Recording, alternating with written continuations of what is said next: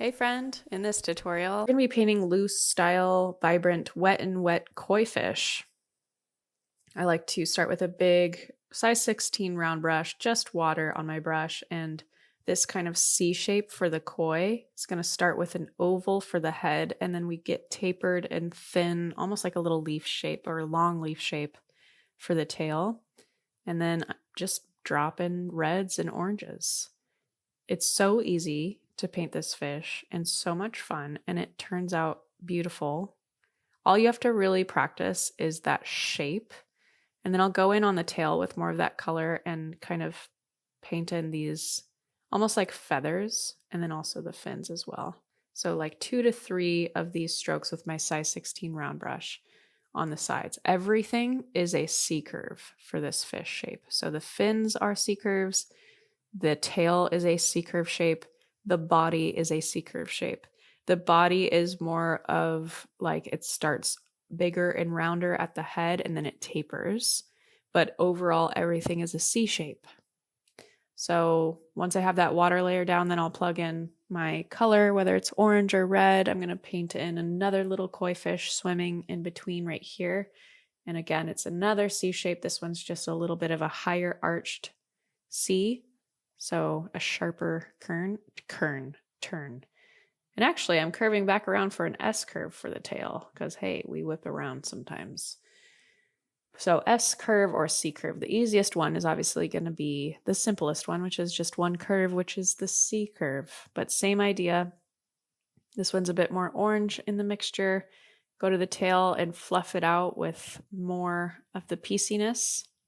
And then going back on the sides for those C-curve little finny bits. Everything is wet and blendy. Maybe just a little poke of a fin coming out.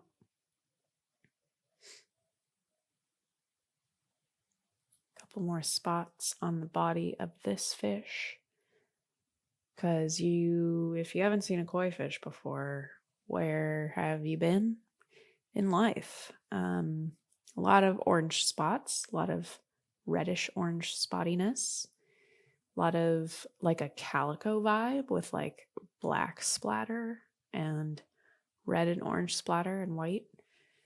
A lot of koi fish are fun, man. They look like someone just took paint and splattered all over them, actually, now that I think about it. So it's perfect for watercolor. I'm sprucing things up though and switching gears, and we're doing, instead of koi, this is probably more like a betta fish, like a tropical betta fish. So they definitely wouldn't be in the same pond together because a betta fish is an ocean fish. But we take our own liberties and chances and risks in life when we paint things. And I want a koi fish. And this color is phthalo turquoise, and it's rich and it blooms and blends so well. Betta fish are another fun, just C-curve, same idea, same shapes, vibrant, crazy colors on the bettas. So I love how this one's turning out, and it's just so vibrant and so washy and blurry. Maybe I'm wrong, but I'm pretty sure koi fish and betta fish would never be in the same body of water together. Someone correct me in the comments if I'm wrong. Just going back over some of these streaks and adding more saturated color. And look at that glisten. You can see that it's still very wet. You can also go in and add pinks and purples. Betta fish are kind of like bearded iris flowers to me. I don't know why, but I just feel like they're the bearded iris of the water. With their color combinations, their frilliness, their fanciness. I just feel that way. So there you go. A little bit of more of an S curve on this one, straighter, less arch, fire colors. The base color, instead of doing water, I did like a little light dusty terracotta. And then on top, I'm plugging in more yellow ochre and cadmium orange for like a flame color. Google image or Pinterest, whatever, betta fish. It's betta fish, right? My friend had a betta fish. Maybe I'm completely wrong. Are they not ocean fish? Now I'm doubting myself. Maybe it's something else that I'm thinking of. Please let me know in the comments. But the creamier the consistency of paint that you're adding, when you're trying to get this rich, saturated color, you need it to be creamy. That creamy consistency is also helping it to not take over the whole fish and become red or whatever color. Because the thicker the consistency, the less it will blend with whatever the base layer is. So keep that in mind if you want to have like a specific look or streak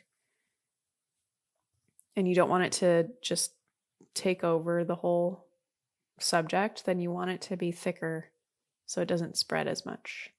Now we've got green going on because right now the blue is the only cool color we have.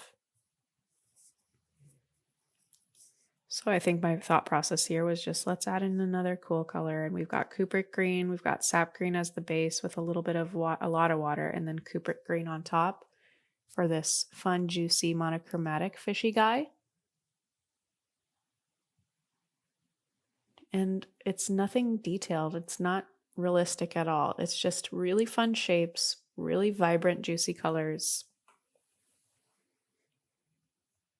And that's making it look really fun. And then when everything dries, you can go back and add little eyeballs or other details, like maybe little tiny scales on the fishy's body. Or you can just keep it as is. Keep it more loose and abstract.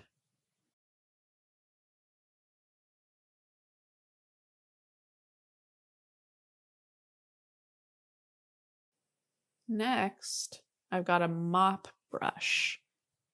And I'm grabbing a lot of sap green and some Kubrick green, and I'm using the brush shape itself to paint in a fluffy tree.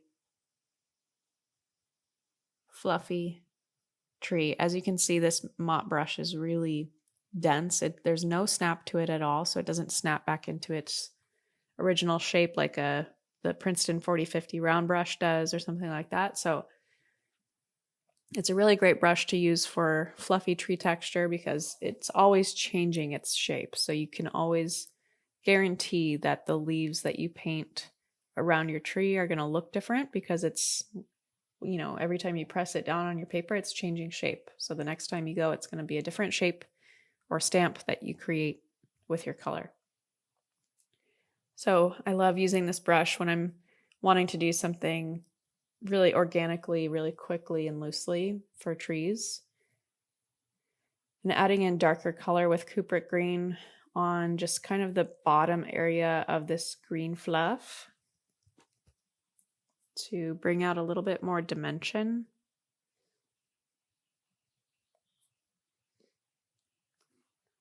To the shape of the tree.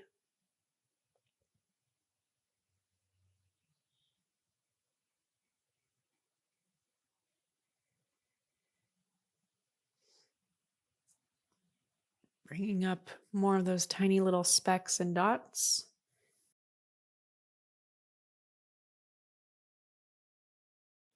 With more Kubrick green. This is a really fun, juicy, vibrant green color if you don't have it already. From My Merry Blue watercolor. And then I'm going to sprinkle or, you know, get some of those little dapplies on the paint, on the paper with my paintbrush. And a trunk. We've got like this brownish gray color and my size 6 round brush, creating a Y shape for these branches to connect to the base, which would be the trunk. And doing this wet and wet so we get those fun green bleeds into the trunk. I think that's literally my favorite thing in the world when I paint trees. And I like to add lots and lots of thin, skinny, tiny branches to my trees. I think it really makes the tree look super cool and even more detailed than it actually is.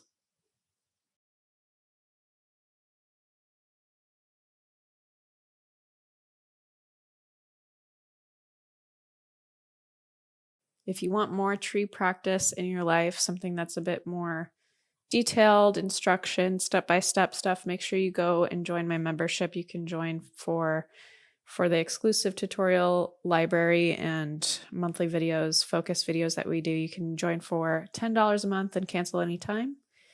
Or if you join for $5 a month, you don't get the focus month videos or the live art classes or the art critiques, which is just for $10 and up.